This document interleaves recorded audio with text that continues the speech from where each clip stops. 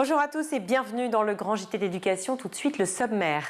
En cette journée de la fille, nous avons décidé de vous parler d'un fléau encore trop méconnu et pourtant bien présent, celui des mariages forcés qui touchent des milliers de filles et de femmes chaque année. Comment lutter contre et surtout quelles sont les solutions pour ces victimes? On en parle dans cette émission.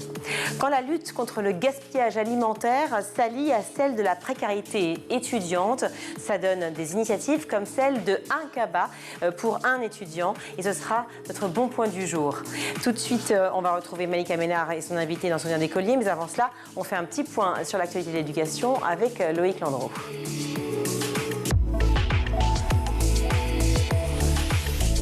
Bonjour Loïc. Bonsoir Virginie et bonsoir à tous. Au cœur de l'actualité, la guerre en Israël et ses répercussions bien réelles au sein de nos établissements scolaires. Ce matin, Gabriel Attal était d'ailleurs en visite dans une école juive de Sarcelles. Le ministre de l'Éducation et le ministre de l'Intérieur, Gérald Darmanin, côte à côte pour afficher leur soutien à la communauté juive de cette ville du Val d'Oise.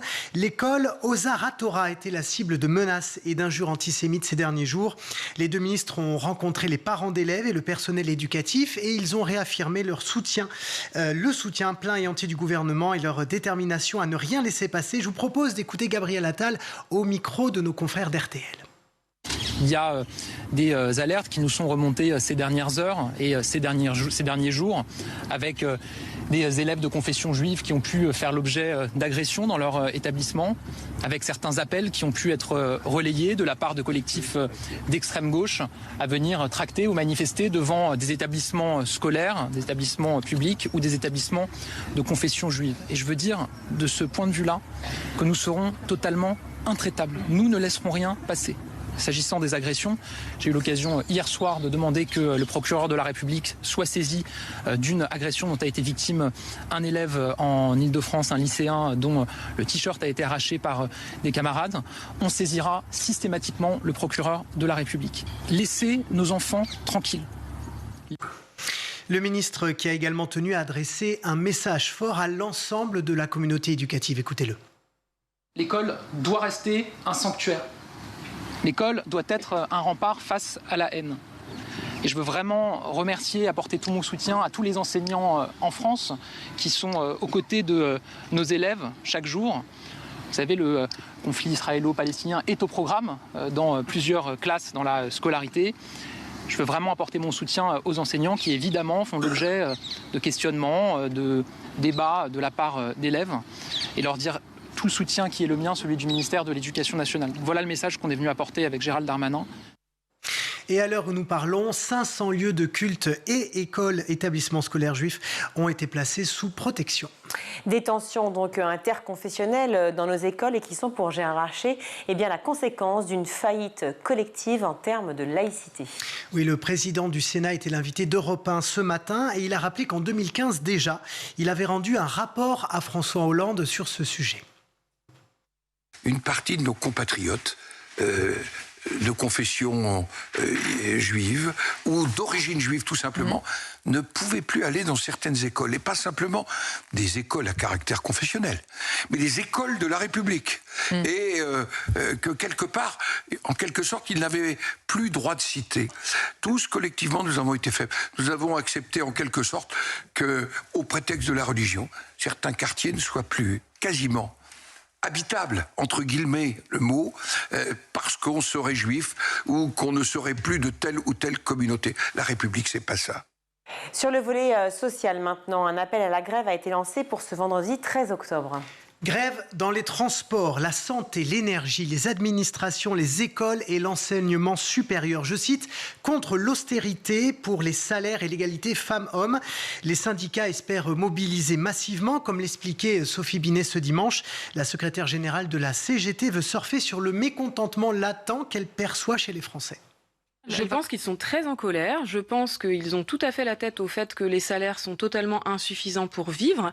Et donc, la question, c'est de se mobiliser le 13 octobre pour gagner ces augmentations de salaire, gagner l'égalité femmes-hommes. Il y a plus de 200 manifestations sur tout le territoire. Vous les retrouverez sur 13octobre.fr. Et puis, l'enjeu, c'est de se dire, vendredi 13 octobre, pour gagner des augmentations de salaire, c'est pas à l'euro-million qu'il faut jouer, c'est à l'euro-manifestation qu'il faut participer. Et rappelons que les enseignants du primaire doivent officiellement prévenir les parents 48 heures à l'avance de leur participation ou non à cette grève. Donc ça a dû normalement être fait aujourd'hui. Cette obligation n'existe pas dans le secondaire, il faut le savoir également. De leur côté, les renseignements territoriaux attendent entre 120 et 150 000 participants partout en France. Une mobilisation qu'ils estiment moyennement fédératrice, notamment en raison d'une résignation d'une partie de la population. Et cette grève est aussi l'occasion de protester contre le manque d'enseignants partout en France. Exemple avec le lycée Honoré de Balzac à Moritory, en région parisienne. 266 élèves n'ont pas d'enseignant de physique-chimie à ce jour et un remplaçant qui pourrait arriver jusqu'en février au moins ne peut pas être assuré par le rectorat. Pire encore, 34 élèves avaient choisi cette option en première générale et ils ne savent pas de quelle manière cette note, qui compte beaucoup évidemment en termes de coefficient, sera prise en compte, compensée ou annulée. Le lycée a donc invité les parents d'élèves, les élus locaux et les parlementaires à interpeller le rectorat de Créteil pour que les choses avancent plus vite. Et on termine, Loïc, avec cette étude qui révèle aujourd'hui que les collégiennes sont dépourvues d'informations et d'accompagnement en termes de menstruation. À l'occasion donc de la Journée internationale du droit des filles, dont vous allez parler dans votre débat dans quelques instants, l'association Règles élémentaires tire la sonnette d'alarme. Pour 80% des collégiennes interrogées, les règles sont une source de stress au quotidien. Une fille sur 3 a déjà manqué les cours à cause de douleurs trop intenses et 1 sur 4 considère que leur progression scolaire a été freinée. Beaucoup d'entre elles déplorent également le manque de soutien dans leurs établissements, alors que les règles se déclenchent de plus en plus tôt, à 12 ans et 2 mois en moyenne aujourd'hui. Elles sont aussi 80% à déclarer vouloir des séquences éducatives mixtes sur ces questions avec leurs camarades, notamment pour éviter les moqueries. L'association Règles élémentaires milite pour la mise en place d'ateliers, de temps de sensibilisation dédiés, de ressources aussi en libre accès et en libre service, et puis des temps de formation pour les éducateurs comme pour les élèves. Merci Loïc pour ces infos. Chaque année dans le monde, 12 millions de filles sont mariées de force, donc avant l'âge de 18 ans. Le mariage est la raison la plus courante pour laquelle les jeunes filles arrêtent l'école. Cela se passe partout dans le monde, mais aussi en France. Et malheureusement, plus qu'on ne le pense, près de 200 000 jeunes filles sont concernées. La lutte et les recours contre le mariage forcé, c'est la question du jour.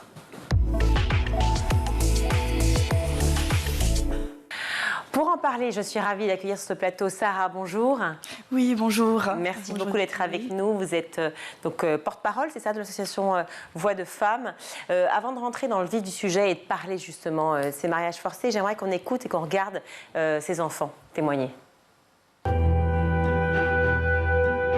L'UNICEF estime à 12 millions le nombre de filles mariées de force chaque année dans le monde.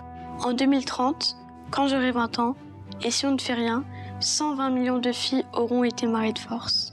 Et encore, seuls les mineurs sont comptabilisés. Et uniquement les filles.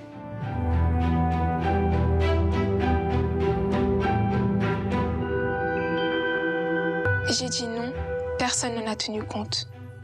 J'ai dit oui, même si je pensais non. Dans le mariage forcé, tu n'as jamais choix. Quoi que tu fasses, on te fait sentir coupable. Tu finis par céder. Et céder n'est pas consentir.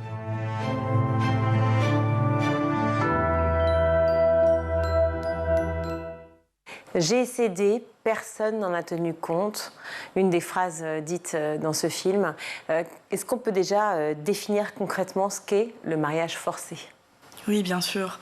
Alors la question du consentement, on y reviendra sûrement plus tard, mais elle est au cœur du mariage forcé, puisque un mariage forcé est une union coutumière, civile ou religieuse qui est conclue sans le consentement de au moins de l'une des parties. Et souvent les deux d'ailleurs. Et souvent les deux d'ailleurs. Mais bien souvent, c'est plutôt la jeune femme qui est concernée. Et céder, effectivement, ce n'est pas consentir, puisque lorsque l'on dit oui, mais que l'on pense non, même s'il y a ce qu'on appelle de simples petites pressions qui cachent en réalité de véritables violences psychologiques, c'est qu'on n'est pas du tout d'accord pour ce mariage. Et un mariage dont on ne peut pas se défaire en plus. Alors ça dépend, hein. Heureusement il existe un moyen de se libérer d'un mariage, il s'appelle le divorce. Donc, Encore faut-il y avoir accès, et on va en parler justement. C'est toute la problématique de se défaire de cela. Outre la privation de liberté, la liberté de choix, de consentir justement, il faut redire les violences physiques et intellectuelles qu'implique le mariage forcé. Évidemment le viol, Oui, alors le mariage forcé, il impacte les victimes à plusieurs niveaux. Il y a un impact déjà sur leurs droits fondamentaux, leur liberté, la liberté de vivre sans pression, sans violence, leur droit à une éducation, leur droit à une vie affective, une vie amoureuse, leur droit aussi de se marier avec celui qu'elles veulent, parce que certaines jeunes femmes sont mariées de force, parce que leurs parents vont découvrir qu'elles ont une relation avec un garçon, une relation bien souvent sérieuse, puisqu'elles ont un projet matrimonial qui ne correspond pas à ce que des parents avaient espéré pour leur fille ou pour leur fils. Donc ça va aussi impacter l'ensemble de leur scolarité, de leurs études et donc de leurs projets professionnels. Et puis ça va aussi porter atteinte à leur intégrité physique, psychologique et sexuelle, puisque vous l'avez bien dit, il y a des violences psychologiques et des viols. Le viol, c'est vraiment la conséquence malheureusement principale. Et les grossesses non désirées, on va y revenir aussi. Tout à fait. Alors, on va se baser sur des chiffres, parce que les chiffres parlent d'eux-mêmes. On l'a vu dans ce film, 12 millions de filles dans le monde qui seraient forcées, ou de garçons aussi, puisqu'on a vu aussi ces témoignages de garçons. On ne pense pas souvent à eux, mais ils sont aussi concernés. Et puis certains sont concernés tout simplement parce qu'ils se posent la problématique des mariages forcés. On va prendre les chiffres déjà en France. 200 000 jeunes filles, 200 000, le chiffre est colossal, sont touchées en France. Est-ce que c'est un chiffre approximatif, ou dans le sens où celles qui n'ont pas témoigné, ne se sont pas manifestées comme jeunes filles forcées, eh bien, sont comptabilisées dans ce chiffre? Alors en fait, je ne peux pas savoir, puisque les enquêtes ne sont pas très bien sourcées, et puis on n'a pas d'éléments comparatifs avec la génération précédente. Mais ce que je peux dire, c'est que l'une des enquêtes les plus importantes qui a été faite en Seine-Saint-Denis, alors en 2007 certes, mais elle a concerné un échantillon de plus de 700 jeunes femmes issues des communautés où on pourrait croire que le mariage forcé est une pratique prévalente. Et bien finalement, cette enquête qui a été réalisée par l'Observatoire départemental des violences envers les femmes de Seine-Saint-Denis, qui est pionnier en matière de repérage et d'analyse des violences faites aux femmes et aux jeunes filles, a permis de démontrer que 1,3% des jeunes femmes étaient concernées par le mariage forcé dans la tranche d'âge des 18-20 ans. Donc c'est plutôt une bonne nouvelle, parce que ça veut dire que 97,8% des populations immigrées en Seine-Saint-Denis ne pratiquent pas le mariage forcé. Mais comparé si on donne une estimation en termes de nombre, ça faisait rien qu'en Seine-Saint-Denis 1000 jeunes femmes, donc c'est énorme. Colossal, évidemment. Quelle tranche d'âge est particulièrement touchée? Vous parlez des 18-20 ans en l'occurrence, parce que c'est une étude qui a été prouvée sur ces 18-20 ans, mais quelle tranche d'âge est la plus concernée? C'est plutôt les 16-22 ans. Voilà. 16-22 ans. Pour autant, en fait, je crois que ce sujet concerne beaucoup les filles, dont on dit qu'effectivement elles sont en âge, entre guillemets, de se marier à partir du moment où elles ont leurs règles, donc souvent plus tôt. Alors en France, les parents savent quand même bien contourner la loi. Certains parents attendent que leur fille ou leur fils ait 18 ans pour les marier de force. Mais il y a quand même encore des familles qui les marient dans un premier temps de manière coutumière, et puis qui ensuite régularisent entre guillemets le mariage de manière civile devant les autorités administratives en France ou à l'étranger. En général, c'est à l'étranger, puisque en tout cas nous, à peu près 4 mariages sur 5 sont célébrés en dehors de la France. Alors voilà, on va y venir. Les territoires de résidence de ces jeunes filles, je parle de résidence, non pas de mariage, mais de résidence de ces jeunes filles en France, sont tout à fait étonnants. Le chiffre est assez éloquent. Je voyais 65% des victimes sont les jeunes franciliennes originaires des collectivités territoriales. Oui, tout à fait. Alors c'est un petit peu normal. Voix de Femmes est une ONG française qui anime un dispositif national qui s'appelle SOS Mariage Forcé. Donc, le numéro, c'est 01 30 31, donc 05 05, 01 30 31 05 05, un numéro national. Donc on est vraiment une association qui accueille des femmes en France. On a un petit pourcentage d'appels de l'étranger, mais il est vraiment minime. Or, les mariages dont on parle, effectivement, vous le disiez, 4 sur 5, c'est ça, oui, se passent à l'étranger. Ça veut dire que les filles sont emmenées de force lors d'une soirée. Alors en fait, bien souvent, elles sont promises à un cousin ou à un ami de la famille, soit depuis l'enfance ou soit de manière précipitée, puisque si les parents découvrent ou soupçonnent, parce que parfois c'est basé sur une simple rumeur, qu'elles auraient une relation avec un garçon avant le mariage, ils vont précipiter l'union forcée et ils vont user, soit ils vont essayer de convaincre leur fille que c'est entre guillemets, pour des bonnes raisons, qu'ils souhaitent les marier pour soi-disant les remettre dans le droit chemin, ou alors ils vont user ce qu'on appelle de manœuvres dolosives. Donc c'est ce qu'on appelle des actes de tromperie selon la Convention d'Istanbul, qui est une convention internationale que la France a ratifiée et transposée dans sa législation. Sur le droit des enfants, sur le droit des jeunes filles ? Oui, alors surtout le droit des filles, des mineurs ou majeures, femmes qui sont victimes de violences quelles qu'elles soient. Donc ils vont raconter un mensonge du type, par exemple, ta grand-mère est malade, il faut vraiment que tu ailles vite la voir avant qu'elle meure, ou tu vas aller au mariage de ta cousine préférée. Or, lorsqu'elles arrivent là-bas, c'est leur propre mariage qui est organisé. Alors soit elles sont mariées dans le pays d'origine des parents, ou sinon elles peuvent être mariées dans le pays d'installation ou de nationalité de leur cousin, qui par exemple peut être belge, américain, australien, espagnol. Voilà. Alors c'est intéressant ce que vous dites quand vous dites belge, australien ou autre, parce qu'on aurait tendance à croire que les mariages forcés sont toujours ont une tendance religieuse en fait, forcés par la religion. Or c'est pas toujours le cas. Alors en fait, la religion, le patriarcat existait avant la religion. Bon, si les religions étaient féministes, on le saurait, mais les rares religieux qui nous saisissent pour nous alerter sur des mariages forcés sont eux-mêmes menacés. Parfois de mort. Moi, j'ai souvenir d'un imam qui nous avait contactés pour protéger un couple qui souhaitait se marier. Pour dénoncer justement cette situation. Pour dénoncer. Et en fait, il m'a dit, je ne peux pas les cacher éternellement dans mon lieu de culte. Donc, est-ce que vous avez un centre d'hébergement ? Il avait été menacé de mort par la famille. Donc, en fait, voilà. Mais ils sont très, très rares aussi, les religieux qui nous saisissent. Donc, c'est surtout une pratique sexiste qui cible d'abord les femmes, qui est patriarcale. Qui est ancestrale, qui est culturelle aussi. On l'a vu dans d'autres religions, notamment la religion catholique, où il s'agit d'une tradition aussi, de poursuivre de génération en génération, une sorte de filiation. Alors, la tradition, pour nous, elle est faite pour bouger. Si le mariage forcé était si traditionnel que ça, on n'aurait que des mariages forcés. Or, il y a de plus en plus de jeunes femmes et de garçons qui résistent, de parents qui acceptent les choix de leurs enfants, de parents qui acceptent aussi, puisque nous, en fait, ce sont les jeunes concernés par le mariage forcé qui nous saisissent. Mais il y a une grande majorité de la population qui ne marie pas leurs enfants de force, en tout cas pour la France. Je ne parle pas du monde. Fort heureusement. Fort heureusement. Bien sûr. Mais est-ce que certaines personnes, comme parents par exemple, que vous avez pu rencontrer et qui ont forcé leurs enfants, ont pu vous dire, je ne comprends pas, moi c'est dans la tradition de la famille, c'est une chose normale. Est-ce qu'il y a eu cette argumentation qui a été faite ? Alors en fait, pour être très franche avec vous, on ne rencontre jamais les parents, pour des raisons de sécurité, et parce que si l'on rencontrait les parents, alors déjà on violerait l'article 48 de la Convention d'Istanbul qui nous interdit de faire des médiations avec les potentiels agresseurs, parce que la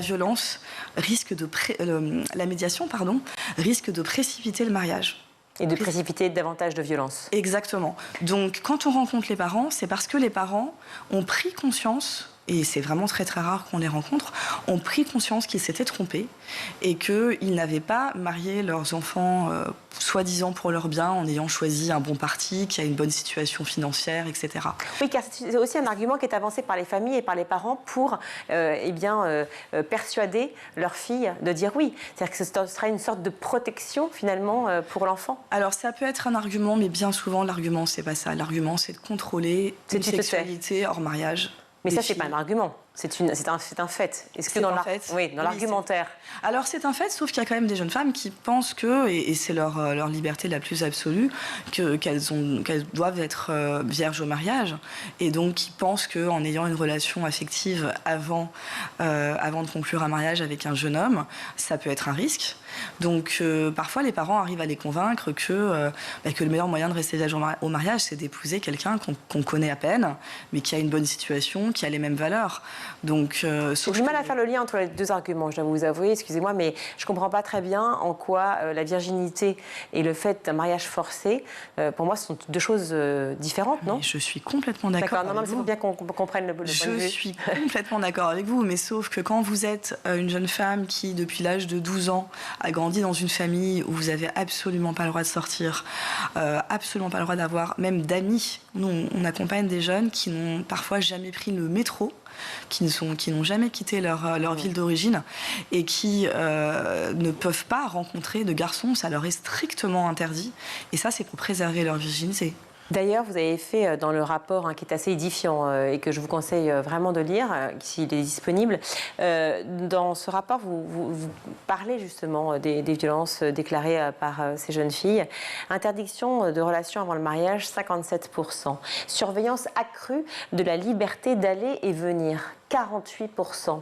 Interdiction de vivre seul avant le mariage, 38%.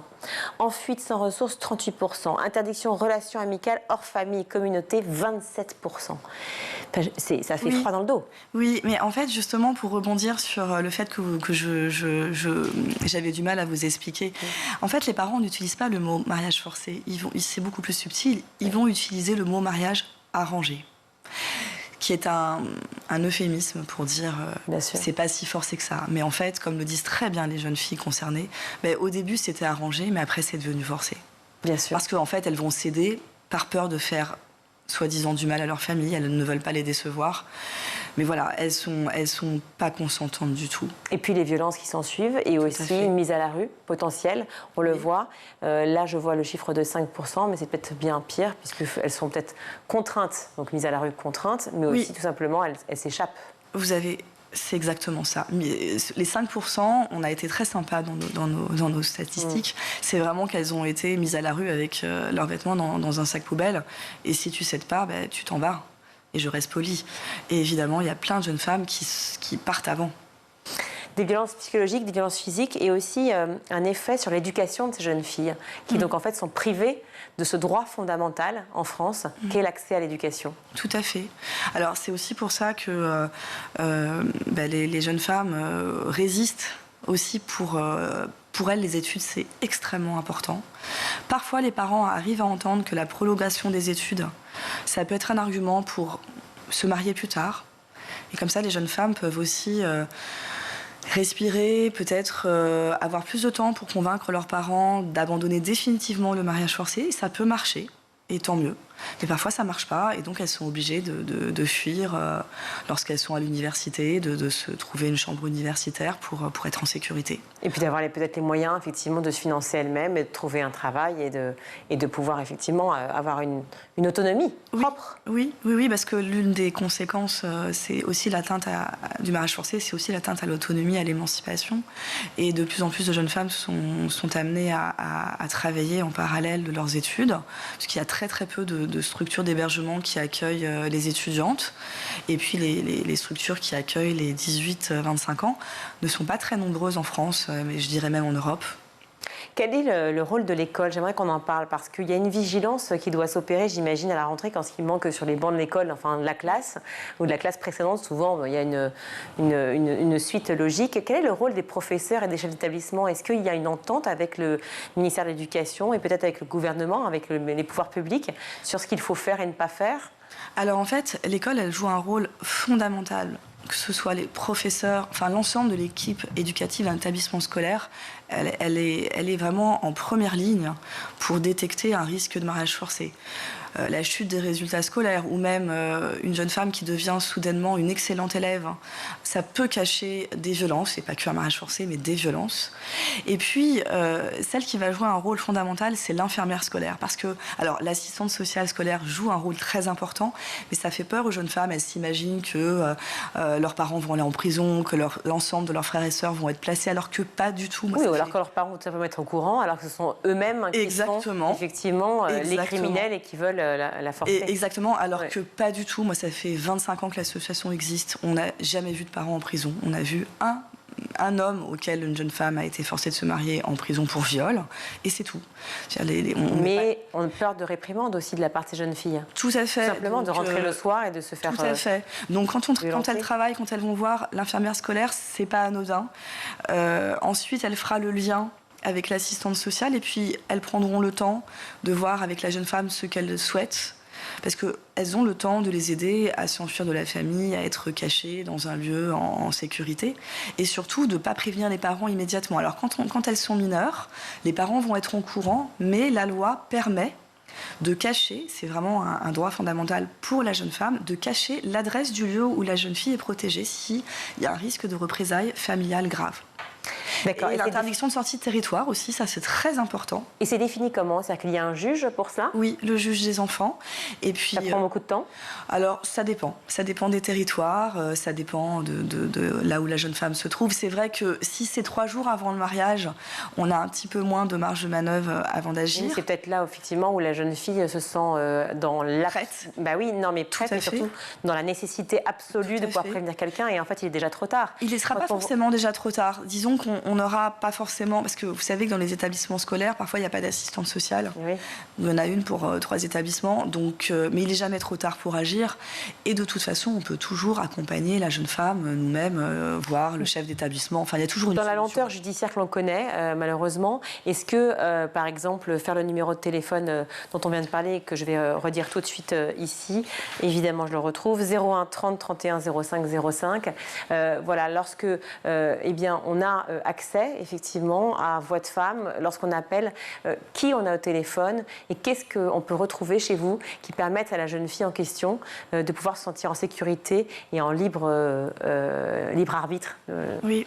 Alors déjà, la personne que vous avez au téléphone, ce sont des chargés d'accompagnement ou des juristes. Et souvent, quand la jeune fille appelle, c'est la première fois qu'elle se confie. Oui. Donc, elles sont crues. Elles sont écoutées, elles ne sont pas jugées dans ce qu'elles disent, puisqu'il n'y a pas... jamais on leur dira « mais c'est seulement maintenant que vous appelez » ou alors « oh, c'est bon, on a le temps ». Enfin, vous voyez, c'est des choses qu'elles ont pu entendre ailleurs, il n'y a pas de jugement. Il y a une écoute vraiment sur la durée. Nous, on n'écoute pas que pendant 20 minutes, on écoute le temps nécessaire, on peut les voir en présentiel, on peut aussi les accompagner parfois lorsqu'elles sont retenues à l'étranger, on peut les accompagner sur WhatsApp, sur Snap. On utilise tous les canaux possibles. Mais souvent, elles sont privées de téléphone, elles sont privées aussi de circulation, de libre circulation, c'est-à-dire que leur dire viens dans l'association, c'est pas possible pour elles parce qu'elles sont tout simplement enfermées dans leur chambre. Alors, c'est pas la majorité. Heureusement. Sur WhatsApp, on peut arriver à communiquer de temps en temps. Donc on va leur apporter une écoute, on va les soutenir pour identifier comment elles peuvent planifier leur fuite et les mettre en sécurité, les aider à trouver un lieu d'hébergement, les accompagner aussi dans l'ensemble dans leur démarche administrative. Ça peut aller jusqu'à se mettre en lien avec le ministère des Affaires étrangères qui lui-même travaille avec nous et les consulats de France main dans la main pour les aider si par exemple elles ont besoin d'être rapatriées. Alors le mieux c'est qu'elles ne partent pas. Alors je profite de cette antenne pour dire certes on peut aider les jeunes femmes à revenir en France, à les rapatrier, mais parfois ce n'est pas la France qui les empêche de revenir, parce que même si elles ont un titre de séjour qui est périmé, la France par exemple la carte de séjour de 10 ans, lorsqu'on part dans son pays d'origine pendant plus de 3 ans sans revenir en France, elle est périmée. C'est la loi. Sauf, c'est une petite exception, en cas de mariage forcé, on peut quand même revenir en France. Mais dans certains pays... prouver, non ? Alors non, la France n'exige pas de preuves, tant mieux. Mais par contre, elle exige que la jeune femme soit majeure. Enfin, c'est pas qu'elle exige, c'est que la jeune femme doit être majeure selon la loi de son pays d'origine. Ça, c'est pas la France qui l'exige. C'est que si la jeune femme est dans un pays où la majorité, par exemple en Algérie, c'est 19 ans, au Mali, c'est 21 ans, c'est pas la France qui l'empêche de revenir, c'est ou l'Algérie ou le Mali qui l'empêche de sortir. Donc on est vraiment coincé.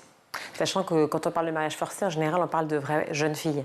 Alors, on ne parle pas que des jeunes filles, on parle aussi des femmes majeures et on va y revenir d'ici une petite minute. Juste avant cela, j'aimerais qu'on parle aussi, et je l'ai dit précédemment, des grossesses. Car qui dit viol dit aussi grossesse pour ces jeunes filles qui n'ont absolument pas voulu cette situation. Bien sûr. Et qui sont victimes de violences psychologiques, de harcèlement et de violences physiques très grave, puisqu'on parle ici de viol. Ces jeunes filles, évidemment, portent un bébé. Elles n'ont probablement pas envie d'avorter, de tuer un enfant, mais elles ne veulent pas cet enfant parce que ce n'est pas un enfant désiré. Elles sont dans quel état quand elles arrivent et quels sont les moyens pour elles de pouvoir aller jusqu'à l'avortement et à l'aide de l'État français ? Alors, la question de la grossesse non désirée, j'ajouterais même que parfois en amont de la grossesse non désirée, il y a aussi, et ça c'est terrible, des avortements forcés. Pourquoi ? Parce que quand les parents découvrent qu'elles sont enceintes d'un garçon qui ne correspond pas à l'endogamie communautaire qu'ils avaient souhaité, ils les obligent à avorter en France. Ils les obligent à être enceintes à l'étranger. Et là-bas, elles n'ont pas le droit d'avorter, en fait. Donc, soit ce sont des avortements clandestins, mais c'est très, très rare. Qui sont très dangereux, on le rappelle. Tout à fait. Attention, et nos mères et nos grands-mères l'ont vécu aussi. Et Tout à fait. Tout à fait témoigner de la dangerosité de cela. Tout à fait, et elles ne sont pas toutes dans des grandes capitales où l'avortement non clandestin est possible. Donc souvent, elles mènent la grossesse à terme. Les jeunes femmes ne rejettent pas tout l'enfant. Certaines veulent revenir en France avec l'enfant, mais parfois les familles leur disent tu reviendras en France, mais tu laisses l'enfant sur place. Donc il y a du chantage aussi. Donc, Ce qui est une torture psychologique, évidemment, pour n'importe quelle mère et jeune femme que l'on connaît. Je parlais bien sûr des mineurs, puisque c'est le sujet principal, mais il y a aussi des jeunes filles majeures, donc des femmes qui sont concernées par ce sujet. On a un chiffre à peu près ? Alors en France, on n'en a pas, nous, c'est 90% des jeunes femmes qu'on accompagne sont majeures. Donc on n'a aucune statistique à l'échelle mondiale. Donc c'est un sujet tabou, alors que c'est une réalité. Donc voilà. Est-ce que aujourd'hui on peut dire qu'il est important pour ces jeunes femmes et pour toutes les familles qui nous regardent de prendre conscience que des procédures d'annulation de mariage existent ?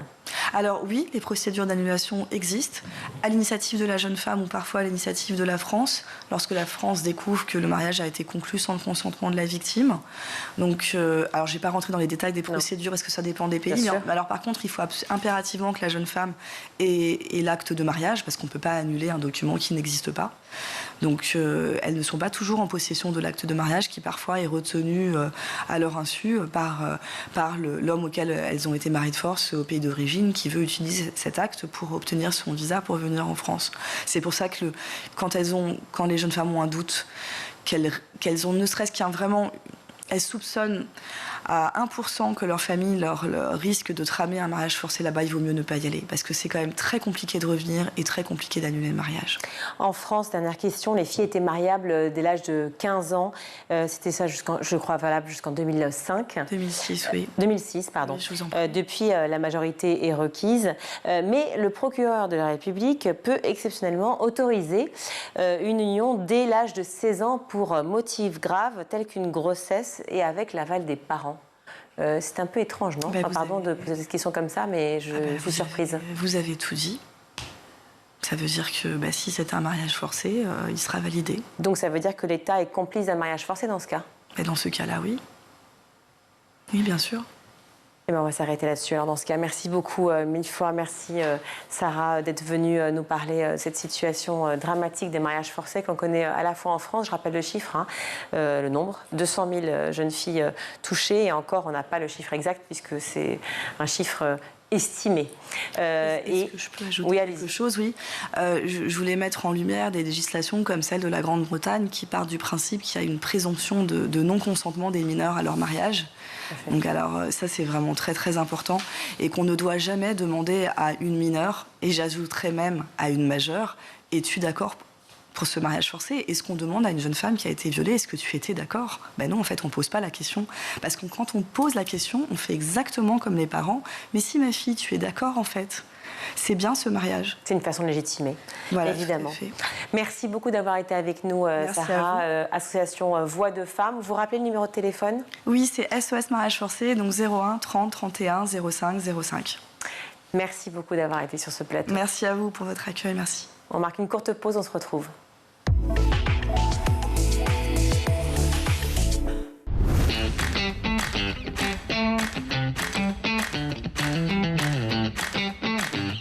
Chaque matin, dès 6h, retrouvez Emmanuel Davidenkoff et son équipe dans La Quotidienne. En compagnie d'un invité fil rouge, il vous donne des clés de compréhension et des pistes d'action en matière d'éducation. L'école, c'est le sanctuaire, mais c'est aussi un sanctuaire qui doit protéger nos enfants. À partir de 9h, Patrice Boisfer prend le relais dans le MAG.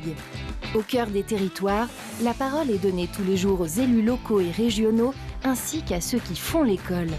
Initiatives locales, projets éducatifs, L'équipe du MAG met en avant ceux qui cherchent à faire bouger les choses. Et donc nous devons en permanence ajuster, accompagner les jeunes évidemment, mais aussi les familles et faire en sorte qu'ils puissent étudier dans des lieux le plus agréables possible. À 12h30, School TV vous propose de plonger dans l'école du futur. Avec ses invités, Philippine Dolbeau décode et teste les nouvelles technologies mises au service de l'éducation. Comment éduquer nos enfants à l'ère du numérique? Élément de réponse avec une équipe de chroniqueurs à la pointe des tendances tech. Nous, notre point, c'est de dire qu'avec l'expansion du numérique et la prépondérance des écrans, il est normal de donner à la littérature les moyens de se battre à l'heure du numérique. Tous les soirs à 20h30, dans le grand JT de l'éducation, Virginie Guillaume fait le point sur l'actualité du jour. Politiques et acteurs de l'éducation se questionnent sur l'avenir de nos enfants à l'école. Je me suis rendu compte que beaucoup d'enseignants aujourd'hui en France se retrouvent à utiliser leur propre téléphone portable, leur propre ordinateur pour faire des contenus ou pour dialoguer avec leurs élèves. C'est indigne. Chaque semaine, Malika Ménard reçoit une personnalité qui raconte ses souvenirs d'écolier et dévoile sa vision de l'école d'aujourd'hui et de demain. L'école de demain, ça doit être d'offrir 1 milliard de possibilités à tout le monde avec le même niveau de satisfaction et voilà, qu'il n'y ait pas les bons, les mauvais. School TV, imaginons ensemble l'école de demain.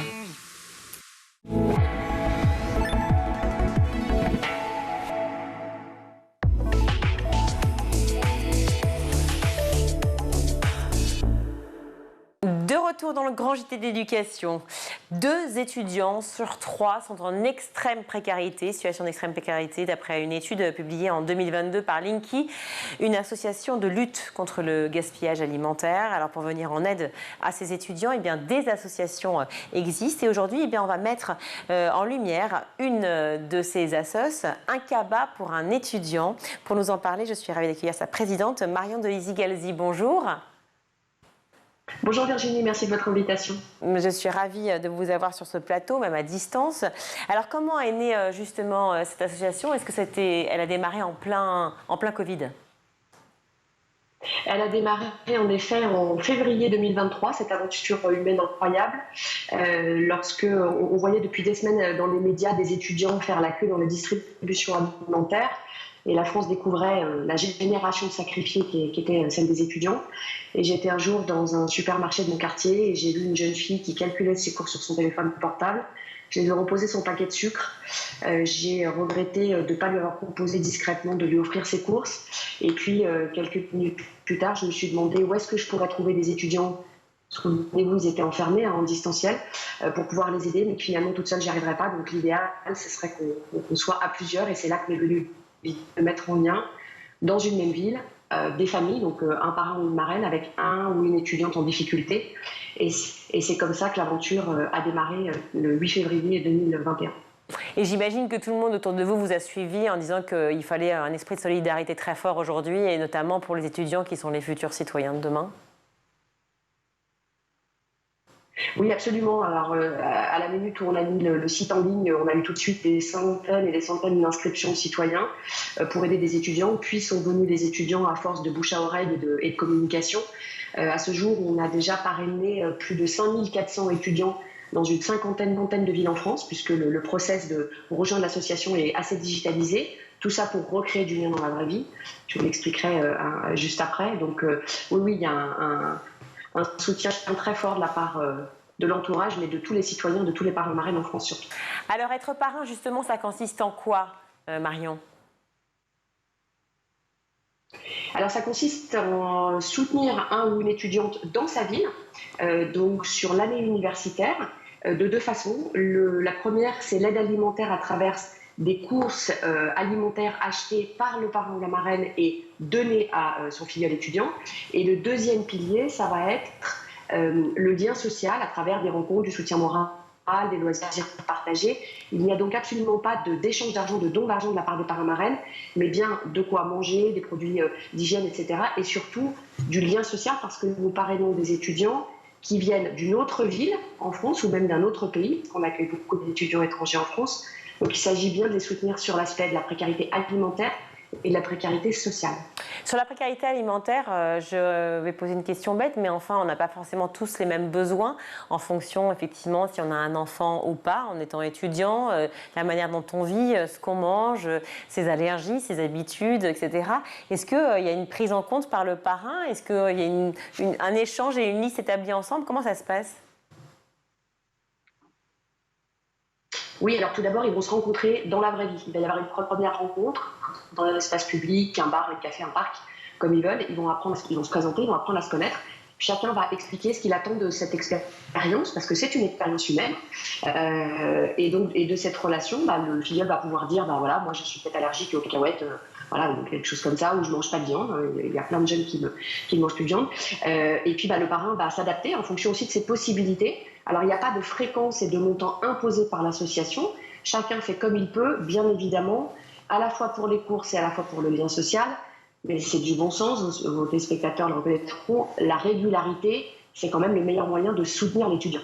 Je voulais savoir de quelle manière vous arrivez à déculpabiliser les étudiants qui viennent vous voir, parce qu'il peut y avoir de la gêne, il peut y avoir de la honte, à la fois pour l'étudiant lui-même, mais aussi pour ses parents.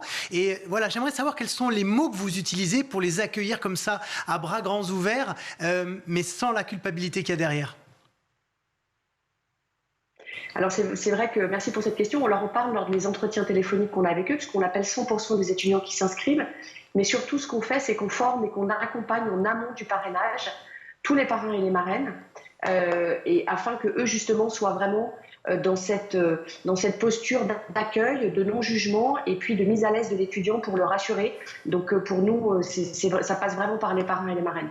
Et des parrains et des marraines, j'imagine que vous devez faire venir dans l'association encore plus aujourd'hui. Un vrai besoin qui se fait sentir? Oui, absolument. On a 2 fois plus d'inscrits. On a eu vraiment des centaines et des centaines d'inscrits depuis début septembre, d'inscriptions étudiantes. Et là, je relance vraiment un appel d'urgence. On a besoin de parrains et de marraines dans toutes les villes étudiantes de France, avec une toute petite contrainte qui n'en est pas une. Il faut vraiment habiter dans ou très près de la ville et surtout des concentrations étudiantes pour que le parrainage soit fluide, parce que l'idée, c'est de se rencontrer quand même assez régulièrement. Merci beaucoup Marion de Lizy-Galzy. Je rappelle donc votre association, Un CABA pour un étudiant. Vous pourrez retrouver évidemment sur Internet sans problème l'asso. Merci mille fois d'avoir été avec nous. Eh bien, tout de suite, on va retrouver Malika Ménard dans Souvenir d'écolier. Cette semaine, son invité est le vidéaste et historien Yann Toucourt.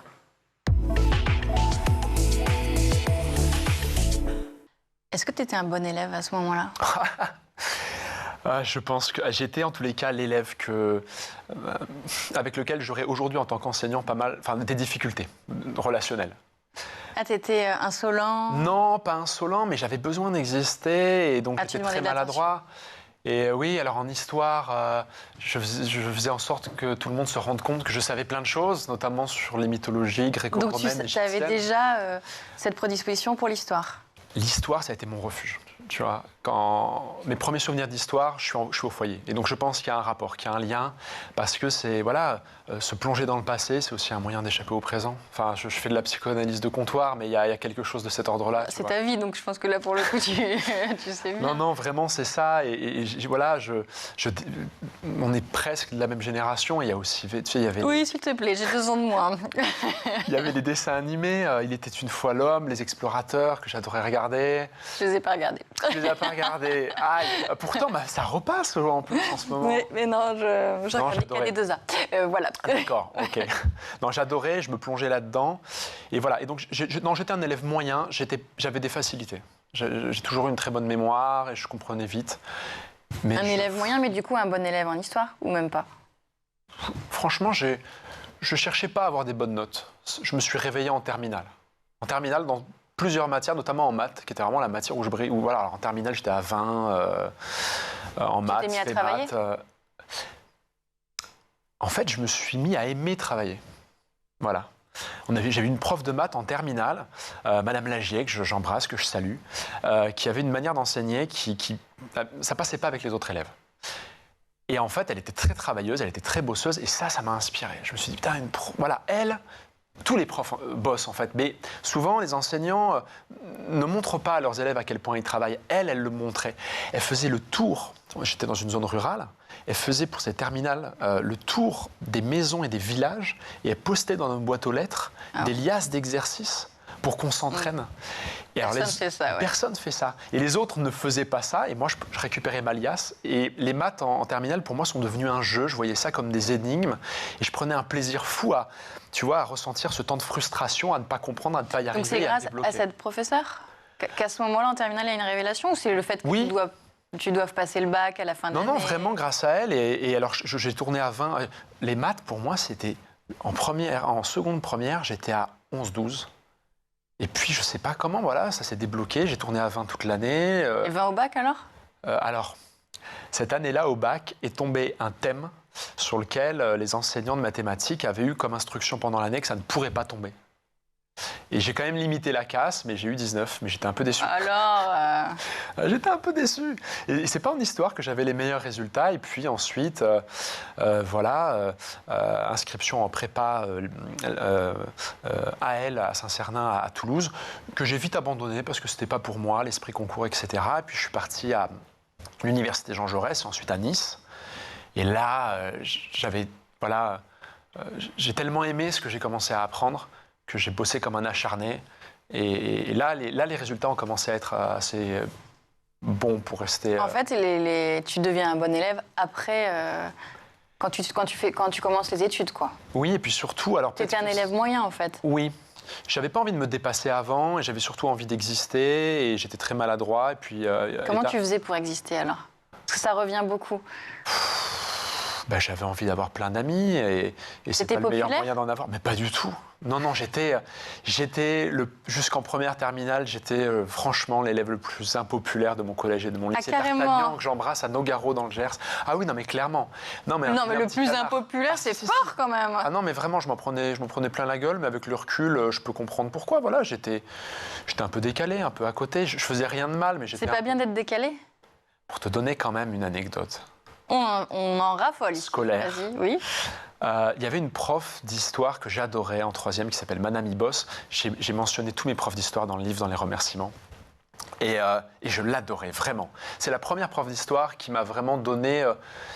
au moment où je l'ai eu, il y a eu un moment où je me suis dit, tiens, prof d'histoire, pourquoi pas? Tu vois, il y a eu un déclenchement, un déclic. Et un jour, en classe, elle m'a fait une remarque qui m'a blessé. Et...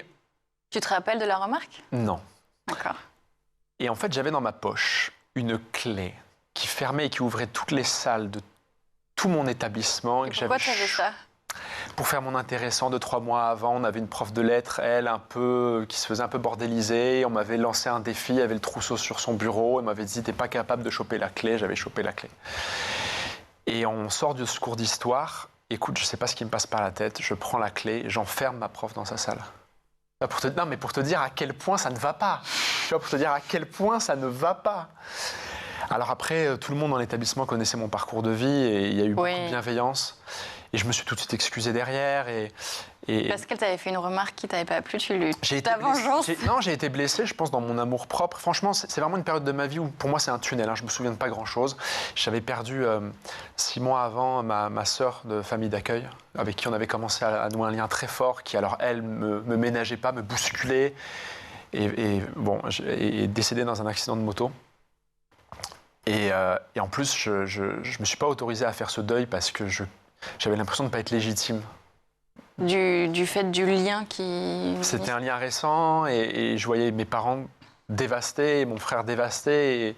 Et comme c'était entre guillemets pas ma sœur biologique, j'ai eu le sentiment de ne pas pouvoir, tu vois, faire ce deuil. C'est arrivé un peu aussi dans ce contexte-là très particulier. Ça fait des souvenirs d'enfance, d'adolescence très très compliqués tout ça. Voilà, et c'est à partir de 17-18 ans que j'ai commencé à relever doucement la tête. Et les études d'histoire m'ont vraiment beaucoup apporté. Beaucoup. C'est déjà la fin de ce numéro. On se retrouve demain, toujours en compagnie de Yann Bouvier, pour la suite de Souvenirs d'écoliers.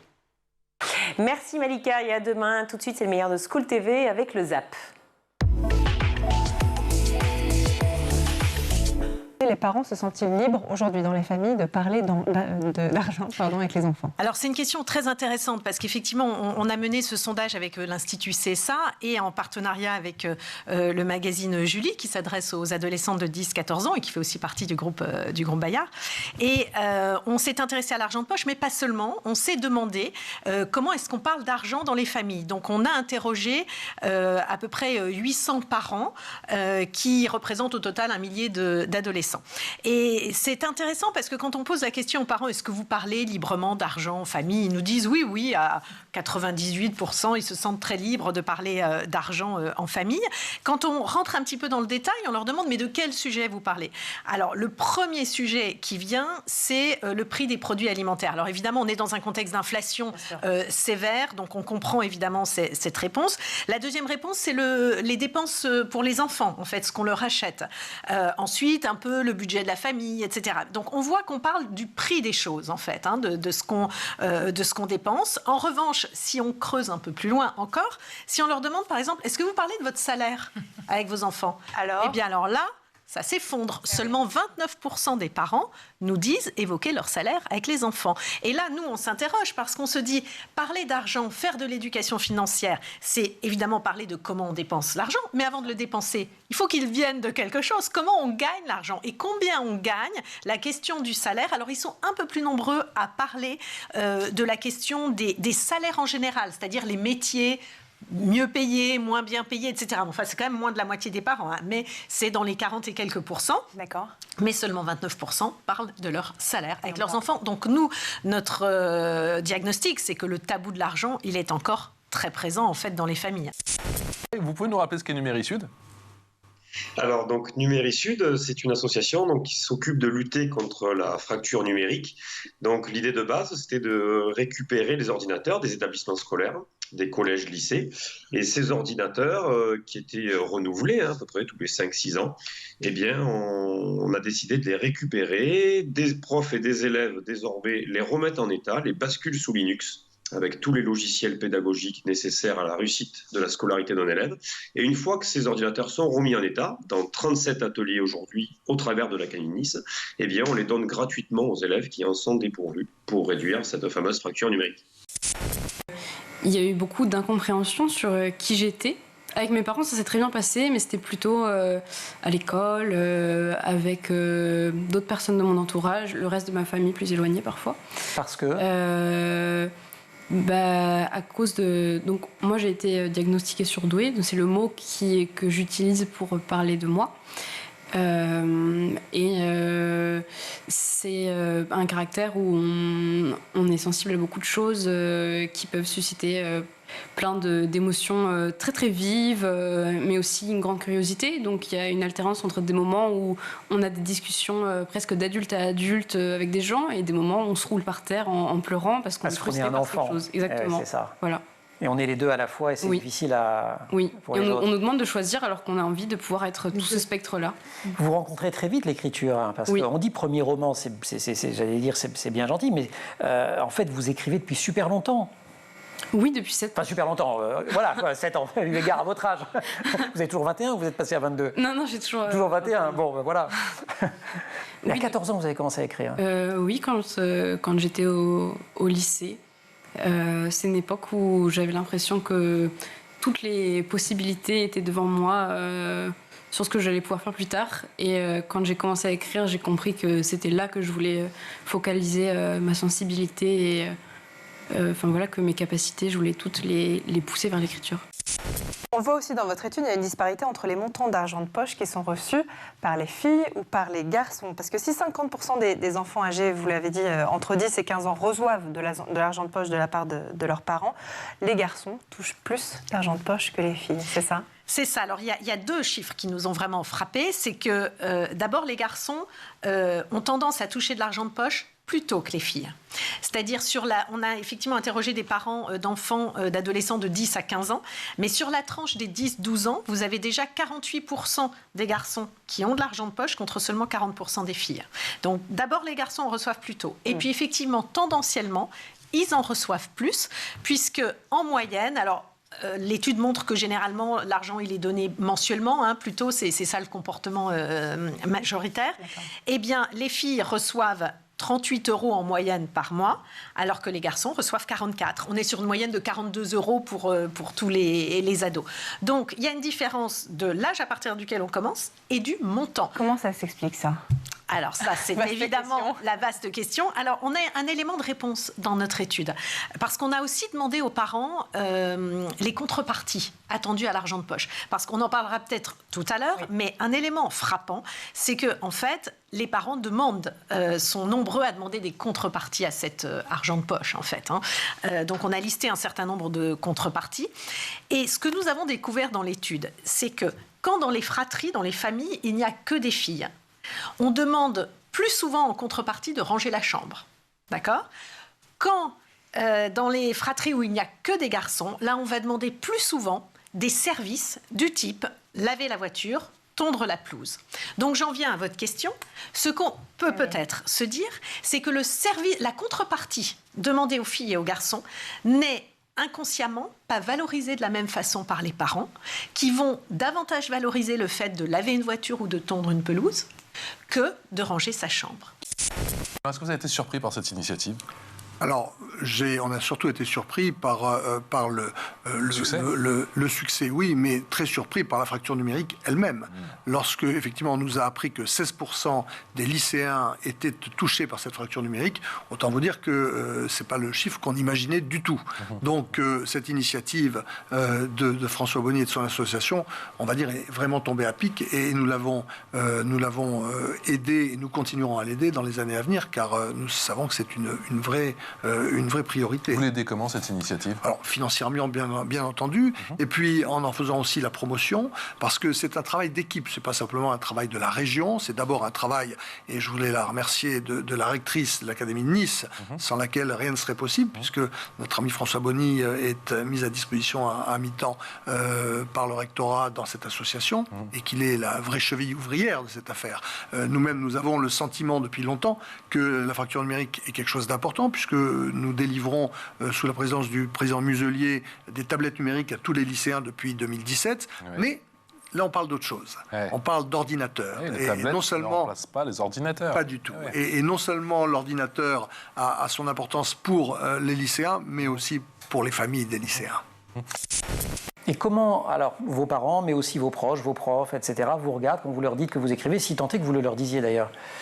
Il y a des profs qui m'ont soutenue, mais une réponse qui vient souvent, c'est être écrivain, c'est pas un métier, et il faut un autre métier pour pouvoir s'acheter des pâtes et faire bouillir la marmite. Le père qui sommeille en moi vous dirait la même chose, je vous signale. Voilà, donc je pense que pour toutes les personnes qui veulent être des artistes, c'est un combat contre tout le monde pour prouver que c'est une activité qu'on peut faire à plein temps et faire que ça. Voilà. Vous faites des études de lettres après le baccalauréat. Oui. Et vous dites que vous vous éloignez à un moment donné de l'étude de la littérature classique et contemporaine pour aller vers le Moyen-Âge, oui. Parce que vous n'avez pas envie d'être influencé trop, justement vous, dans votre écriture. Vous n'avez pas envie de désosser trop les trucs des autres pour trouver votre voie VOIX et pas seulement VOIE. Oui. Et aussi parce que la littérature du Moyen-Âge, elle porte une poésie très particulière qui est dans la structure des événements racontés. Les événements sont très très symboliques et c'est vraiment dans l'événement même et pas tant dans les mots aussi, mais moins, que pour moi il y a la vraie poésie des textes médiévaux, et ça je trouve ça très important quand on est jeune et qu'on essaie de construire sa vie, de comprendre que si on veut amener de la poésie dans sa vie, on peut l'amener pas seulement en lisant des livres, en écrivant, mais en construisant des événements qui soit profond et poétique. Voilà. C'est la fin de cette édition. Merci à tous de nous avoir suivis. Canal 217 sur les box Orange, Canal 247 sur les Freebox et bien sûr schooltv.com pour voir et revoir toutes les émissions. Merci à vous, cher Loïc, d'avoir été avec nous aujourd'hui. On vous retrouve demain et après-demain. Oui, avec un grand plaisir. Et avec évidemment cette fameuse chronique sur les sorties du week-end. Oui, très célèbre. Très célèbre, évidemment. Son autopromotion est formidable. À la réalisation aujourd'hui, je remercie Théo Boscar, au son c'est Mathieu Sullivan, maquillage Léna Otus, Emma Ferré et Laura Girard à la rédaction. Très belle soirée à tous. Ciao.